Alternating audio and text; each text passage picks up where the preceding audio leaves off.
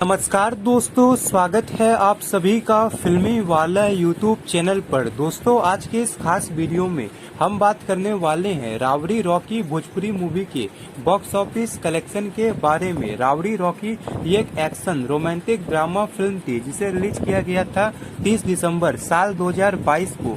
Film के star cast में नजर आए थे स्टाइलिश स्टार प्रदीप पांडे, चिंटू पावनी और मनी भट्टाचार्य। फिल्म में विलन का रोल निभाया था सयाजी शिंदे ने और फिल्म में स्पेशल अपीयरेंस में नजर आई थी पाखी हेंगड़े। इस फिल्म की स्टोरी को लिखा था वीरू ठाकुर और राजेंद्र भारद्वाज ने। फिल्म को डायरेक्ट किया था रमना मोगली ने, जो कि इससे पहले चिंटू पांडे को लेकर नायक जैसी सुपरहिट फिल्म को डायरेक्ट कर चुके थे। इस फिल्म की लंबाई 143 मिनट थी। फिल्म में म्यूजिक दिया था राजकुमार आर पांडे ने और इस फिल्म में गेस्ट अपीयरेंस के तौर पर चिंटू पांडे के पिता राजकुमार आर पांडे भी नजर आए थे।